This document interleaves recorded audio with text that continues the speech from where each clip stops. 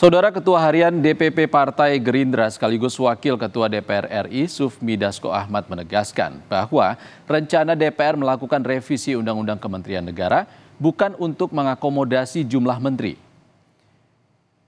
Dasko menyebut revisi Undang-Undang Kementerian itu untuk mengakomodasi kebutuhan pemerintah.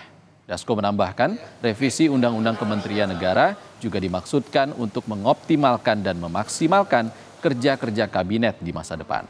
Kendati demikian, Dasko mengungkapkan sejauh ini Presiden terpilih Prabowo Subianto belum pernah membahas soal revisi Undang-Undang Kementerian.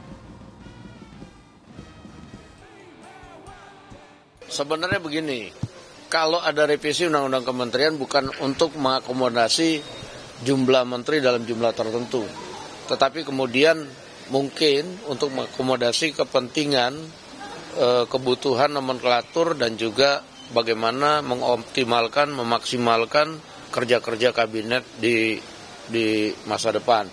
Cuma pada saat ini hal tersebut belum pernah dibahas di tempatnya Pak Prabowo.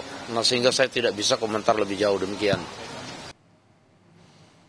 Ketua Badan Legislasi DPR, Supratman Andi Aktas, menegaskan revisi Undang-Undang Kementerian Negara tidak ada kaitannya dengan masa transisi pemerintahan Prabowo Gibran. Menurut Supratman, Balik DPR selalu melakukan dan menginventarisir mana saja yang harus dibahas. Supratman menyebut revisi Undang-Undang Kementerian tidak akan lagi mengubah jumlah kementerian, namun akan menambah klausul sesuai kebutuhan Presiden.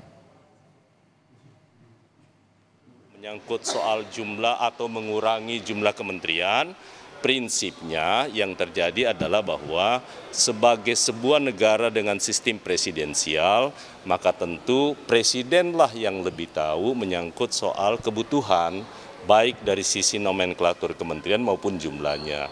Itu soal timing saja, karena bagi kami di Badan Legislasi, kami sudah menginventarisir semua RUU yang terkait dengan putusan Mahkamah Konstitusi.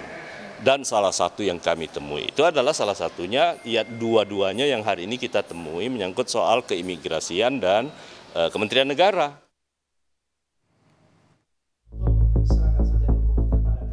Badan Legislasi atau Balik DPR RI menggelar rapat perdana mengenai revisi Undang-Undang tentang Kementerian Negara pada Selasa 14 Mei kemarin. Salah satu usulan adalah mengubah jumlah kementerian yang sebelumnya 34 kementerian menjadi sesuai kebutuhan Presiden. Berkaitan dengan rumusan pasal 15. Pasal 15 dirumuskan berbunyi sebagai berikut. Jumlah keseluruhan kementerian sebagaimana dimaksud dalam pasal 12, pasal 13, dan pasal 14 semula berbunyi paling banyak 34 kementerian, kemudian diusulkan perubahannya menjadi ditetapkan sesuai dengan kebutuhan Presiden dengan memperhatikan efektivitas penyelenggaraan pemerintahan. Dalam kesempatan yang sama, pimpinan Balik DPR RI Ahmad Baidowi menggarisbawahi bahwa jumlah menteri akan disesuaikan dengan kebutuhan Presiden dengan mengedepankan efektivitas penyelenggaraan pemerintahan. Dengan kata lain, jumlah menteri bisa lebih dari 34 orang. Jadi kalau tidak diatur jumlahnya bisa jadi jumlah menterinya hanya 10. Jadi jangan diasumsikan selalu lebih dari 34. Bisa jadi kurang dari 34. Kan ada efektivitas pemerintahan, Pak Mardhani, gitu. Bisa naik, bisa turun. Asosiasi Pengajar Hukum Tata Negara Hukum Administrasi Negara mengusulkan menambah beberapa kementerian baru.